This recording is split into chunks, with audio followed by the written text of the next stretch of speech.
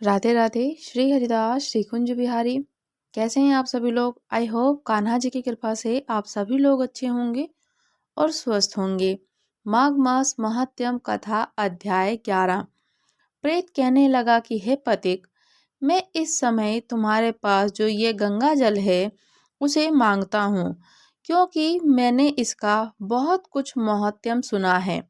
मैंने इस पर्वत पर गंगा जल का बड़ा अद्भुत अद्भुत आश्चर्य देखा है, इसलिए ये जल मांगता हूँ। मैं प्रेत योनि में अति दुखी हूँ और प्रेत योनि से मुक्ति चाहता हूँ। एक ब्राह्मण अनधिकारी को यज्ञ कराकर ब्रह्म राक्षस हो गया और वह हमारे साथ 8 वर्ष तक रहा। उसके पुत्र ने उसकी अस्थियों को इकट्ठा करके गंगा जी में हरिद्वार कंखल जी में गिरवा दिया और उसी समय वह राक्षस सतत्व त्याग कर सद्गति को प्राप्त हो गया। मैंने स्वयं ये आश्चर्य और चमत्कार प्रत्यक्ष देखा है, इसलिए मैंने तुमसे प्रार्थना की कि मुझे पहले जन्म में तीर्थ स्थानों में बड़े बड़े दान लिए थे और मैं उनका प्रायश्चित नहीं किया था। इसी से मैं हजारों वर्ष तक प्रेत योनि, जिसमें अन्न और जल मिलना अति दुर्लभ है, दुख पा रहा हूँ और मुझे प्रेत योनि से मुक्ति चाहिए। तो मुझे आप कृपया करके गंगा जल दे दीजिए। इस योनि में मुझको हजारों वर्ष बीत गए। इस समय आप जल देकर मेरे प्राणों को, जो कंठ तक आ गए हैं, बचाओ। कुष्ठ आदि रोग से भी मनुष्य प्राणों को त्याग करने की इच्छा नहीं करता है। जैसे कि देवदूती कहने लगे कि ऐसे उस प्रेत के वचन सुनकर वह ब्राह्मण बड़ा विमिष्ट हुआ और वह अपने मन में विचारने लगा कि संसार में पाप और पुण्य के फल अवश्य आ पड़ते हैं। देव, दानव, मनुष्य, कीड़े मकोड़े भी रोगों से पीड़ित होते हैं।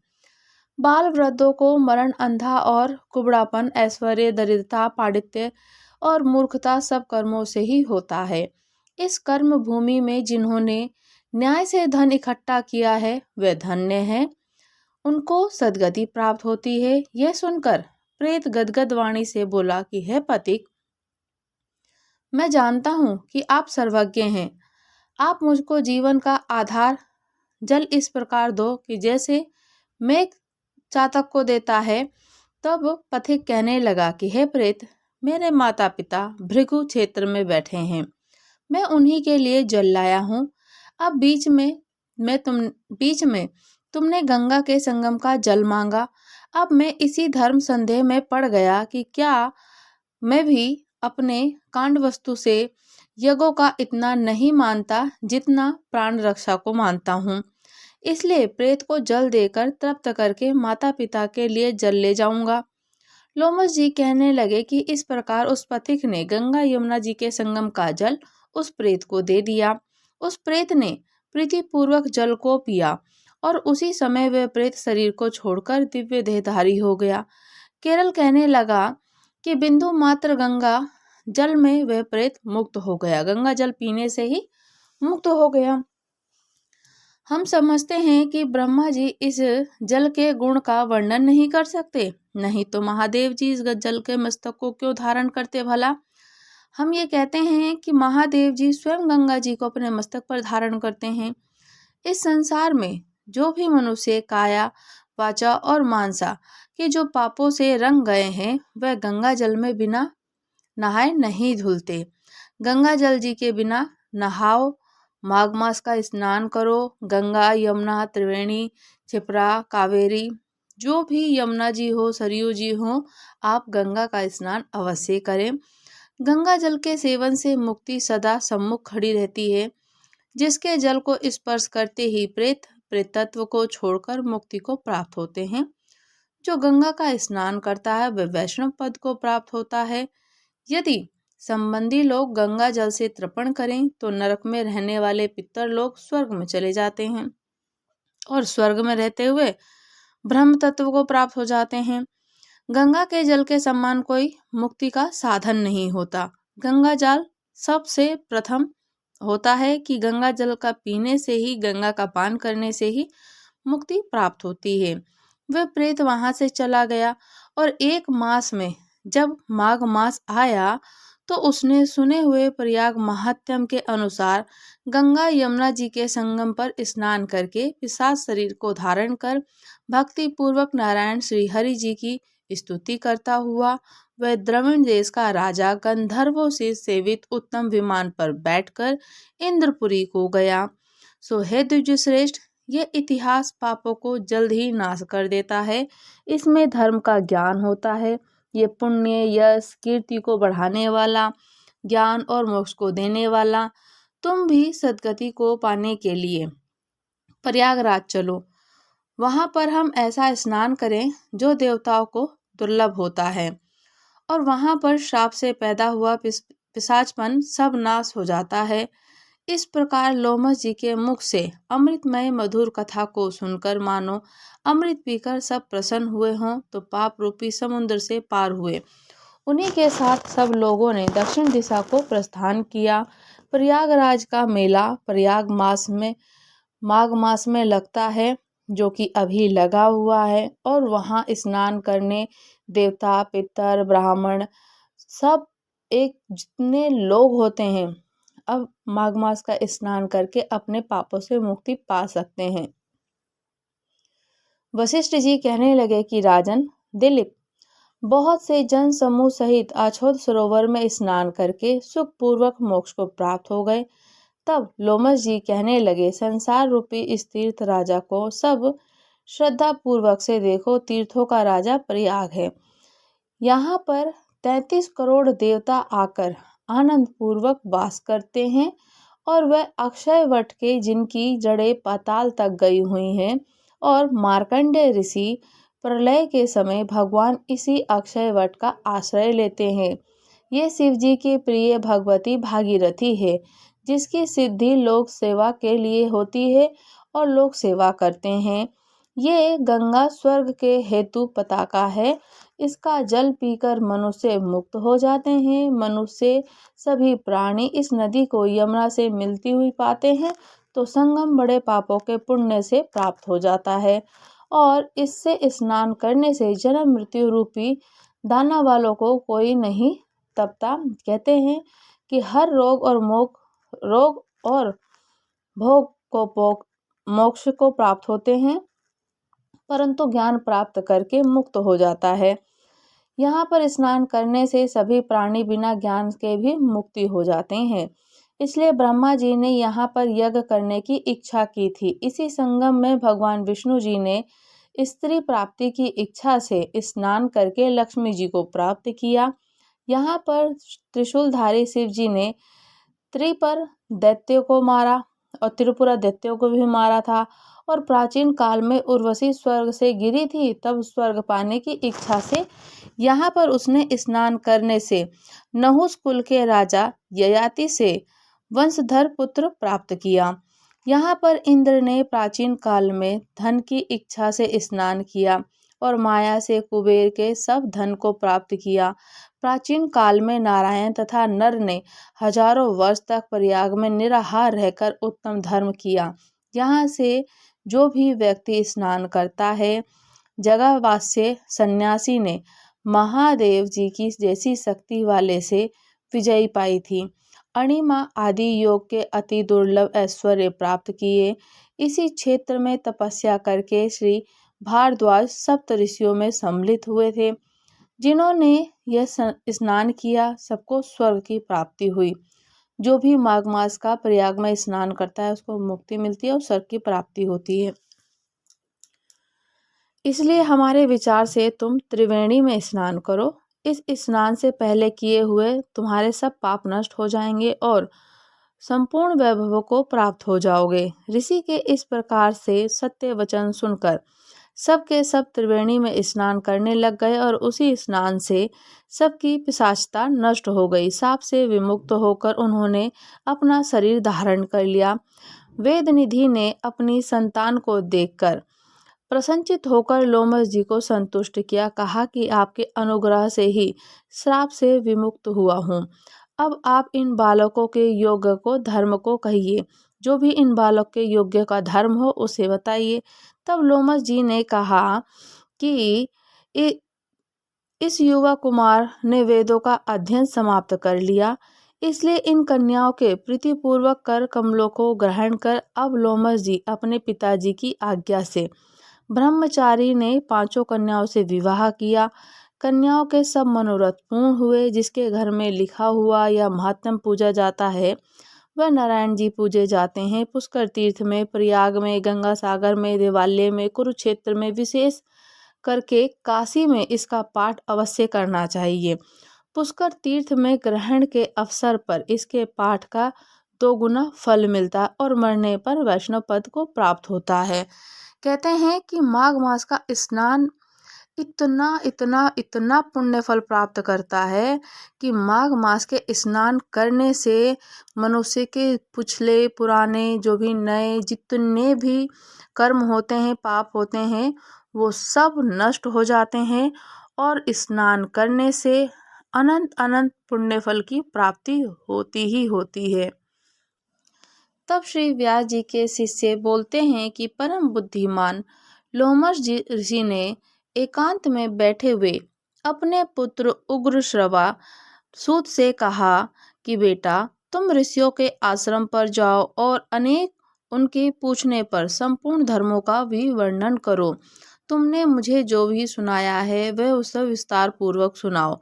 तब मैंने महर्षि वेद व्यास जी के मुख से समस्त पुराणों का ज्ञान भी प्राप्त किया है। अब तुम्हें बता दिया कि अब मैं मुनियों के समक्ष तुम उसका विस्तृत के साथ वर्णन करो।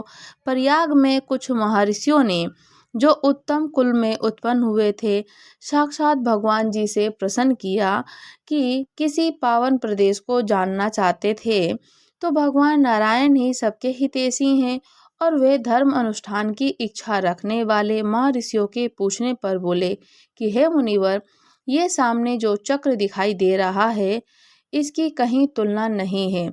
इसकी नाभि सुंदर और स्वरूप दिव्य है। ये सत्य की ओर जाने वाला, इसकी गति सुंदर और कल्याणमयी है। तुम लोग सावधान होकर नियम पूर्वक इसके पीछे पीछे जाओ और तुम्हें अपने लिए हितकारी स्थान की प्राप्ति हो जाएगी। ये धर्ममय चक्र यहाँ से जा रहा है और जाते जाते जिस स्थान पर इसकी नेमी जीर्ण शीर्ण होकर गिर पड़े तो उसको पुण्यमय प्रदेश समझना। और महर्षियों से ऐसा कहकर भगवान हरिनारायण अंतर्ध्यान हो गए। वे धर्म चक्र और नैमिषारण्य के गंगा अवतरण स्थान पर गिरा था। तब ऋषियों ने निमिषीर्ण होकर कारण उस स्थान का नैमिषारण्य रख दिया और दीर्घ काल तक चालू रहने वाले यज्ञों का अनुष्ठान का आरंभ कर दिया। वहीं तुम भी जाओ और ऋषियों के पूछने पर उनके धर्म विषय के संशय का निवारण करो। ज्ञानी उग्रश्रवा पिता की आज्ञा मानकर मुनीश्वरों के पास गए और उनके चरण पकड़कर हाथ जोड़कर उन्होंने प्रणाम किया। सूत जी बड़े बुद्धिमान थे। उन्होंने अपनी नम्रता से प्रणाम कर कर महर्षियों को संतुष्ट कर यज्ञ में भाग लेने वाले महर्षि को सदस्य सहित बहुत प्रसन्न किया। सबने एकत्रित होकर सूत जी का यथा योग आदर सत्कार किया। ऋषि बोले कि देवताओं के सम्मान तेजस्वी सूत जी महाराज, आप कैसे और किस देश से यहाँ आए हैं और आपके आने का कारण बताइए।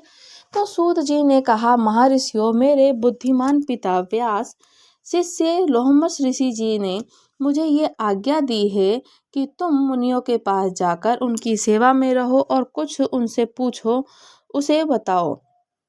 तब आप लोग मेरे पूज्य हैं और बताइए कि मैं कौन सी कथा कहूँ। पुराण, इतिहास और विभिन्न विभिन्न प्रकार के धर्म जो आज्ञा दीजिए वही सुनाऊंगा मैं आप सबको। सूत जी का ये मधुर वचन सुनकर वे श्रेष्ठ महर्षि बहुत प्रसन्न हुए। अत्यंत अत्यंत विश्वसनीय विद्वान लोमश ऋषि जी के पुत्र और उग्रश्रवा को उपस्थित देख उनके हृदय में पुराण सुनने की इच्छा जागृत हो गई। कहते हैं कि उस यज्ञ में यजमान थे महर्षि शौनक आदि संपूर्ण शास्त्रों के विशेषज्ञ, मेधावी, वेदों के विज्ञानमय आरण्य भाग के आचार्य थे। वे सब महर्षियों के साथ श्रद्धा का आश्रय लेकर धर्म सुनने की इच्छा से बोले कि हे शौनक ऋषि, कहाँ बुद्धिमान सूत जी, आपने इतिहास और पुराणों का ज्ञान प्राप्त करने के लिए ब्रह्मज्ञानियों में श्रेष्ठ भगवान व्यास जी की भली भांति आराधना की है और उनकी पुराण विषय के श्रेष्ठ बुद्धि से आपने अच्छी तरह लाभ उठाया। तो यहाँ जो ये श्रेष्ठ ब्राह्मण विराजमान हैं, इनका मन पुराणों में लग रहा है और ये पुराण सुनाना चाहते हैं। आप इन्हें पुराणों को सुनाने की कृपा कीजिए और इनके पुराणों की सुनने की कृपा करें। ये सब श्रोता जो यहाँ एकत्रित हुए हैं बहुत ही श्रेष्ठ और विभिन्न विभिन्न गोत्रों में इनका जन्म हुआ है। ये वेदवादी ब्राह्मण अपने अपने वंश का पौराणिक वर्णन सुने। इस दीर्घकालीन यज्ञ के पूर्ण आप मुनियों को पुराण सुनाइए। तो आप इन सब लोगों से पद्म पुराण को कथा कहिए। कहते हैं कि ब्रह्मा जी का आविर्भाव किस प्रकार हुआ था, तो मुझे आप सविस्तार से बताइए। कमल से प्रकट हुए ब्रह्मा जी ने किस तरह जना को सृष्टि की, ये सब बातें बता दी। और उनके इस प्रकार पूछने पर लोमस ऋषि कुमार सूत जी ने सुंदर वाणी में सूक्ष्म अर्थ से भरा हुआ न्याय युक्त वचन कहा कि महर्षियों, आप लोगों ने जो कुछ मुझे पुराण सुनाने की आज्ञा दी, मुझे बड़ी प्रसन्नता हुई और ये मुझ पर आपका महान अनुग्रह। संपूर्ण धर्मों का पालन में लगे रहने वाले पुराण तत्ववेदा विद्वानों में जिनकी भली व्याख्या पुराणों को विषयों को मैंने जैसे सुना, उसी रूप से मैं आपको वैसे ही सुनाऊंगा। और सत्पुरुषों की दृष्टि में सूत जाति का सनातन धर्म यही है कि देवताओं, ऋषि, अमित तेजस्वी राजाओं की वंश परंपराओं को धारण करे, उसे याद रखे। इतिहास पुराणों में जिन ब्रह्मवादी महात्माओं का वर्णन किया गया है, उनकी वो स्तुति करे। क्योंकि जब बेन कुमार राजा पृथ्वी का यज्ञ हो रहा था, उस समय सूत और मागधने ने पहल उन महाराज जी की स्तुति ही की थी। उस स्तुति से संतुष्ट होकर महात्मा पृथ्वी ने और दोनों को वरदान दिया।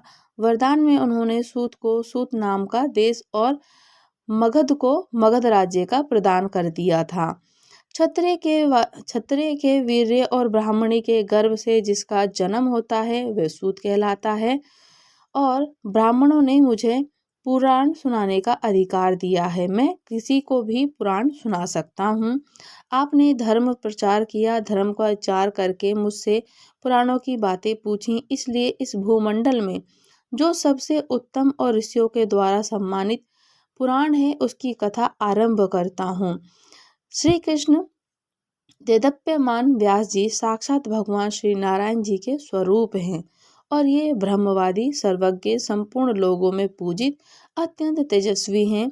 उन्होंने प्रकट हुए पुराणों को मैंने अपने पिताजी के पास रखकर अध्ययन किया है।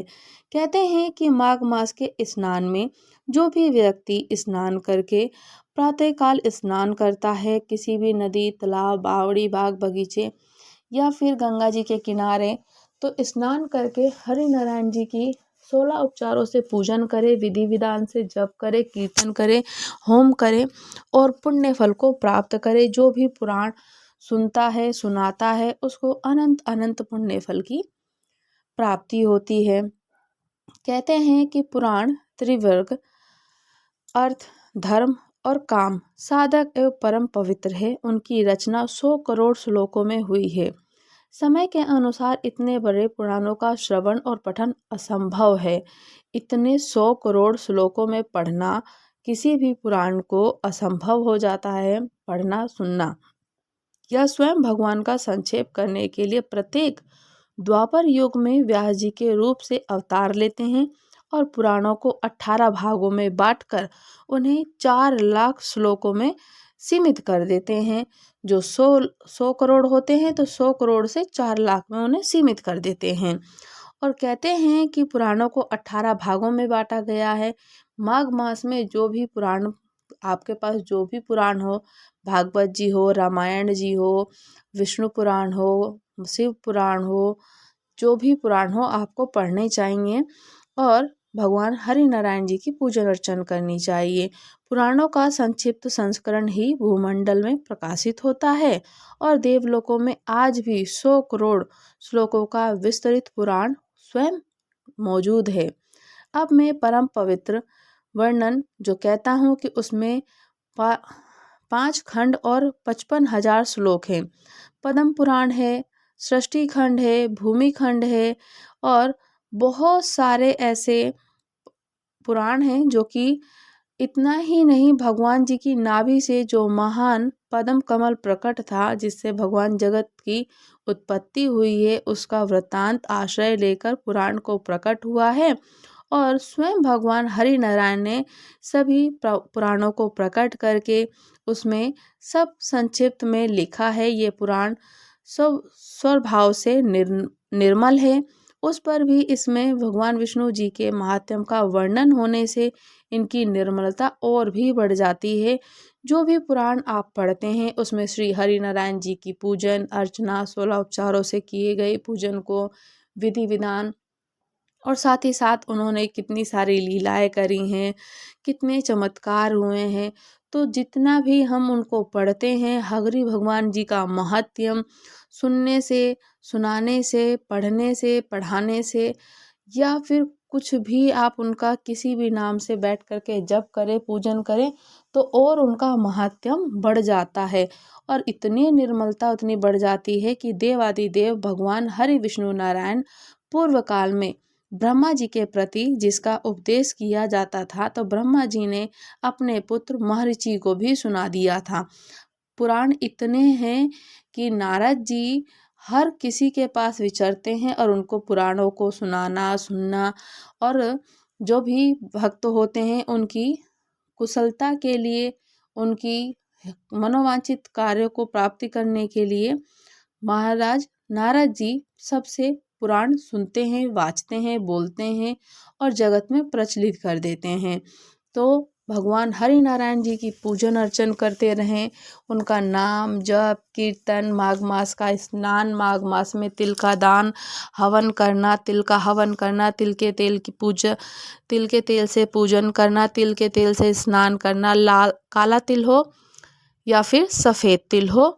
दीपक आप घर में जब भी प्रज्वलित करें तो उसमें थोड़ा सा तिल मिला लें, या फिर आप जब स्नान करें उसमें तिल मिला लें। तिल का खाने में भी सेवन कर सकते हैं।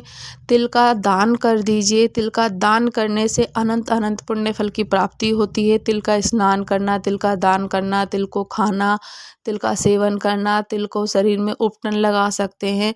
तिल का दान बहुत बड़ा महत्व रखता है कि स्वर्ण गौ हर किसी की सामर्थ्य नहीं है दान करने की, कि कोई भी स्वर्ण दान कर सके, गौ दान कर सके।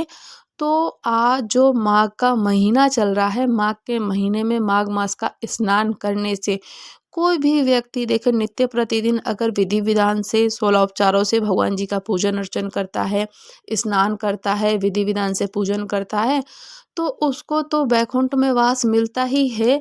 और अगर कोई अनायास ही किसी भी विधि के बिना या अचानक से या किसी भी अनजाने में कोई माघ मास का 3 दिन तक स्नान कर ले, किसी भी त्रिवेणी संगम में, गंगा जी में, नर्मदा जी में, यमुना जी में, कावेरी में, क्षिप्रा में, तो उसको पुण्य फल की प्राप्ति होती ही होती है और उसको मोक्ष की प्राप्ति होती है।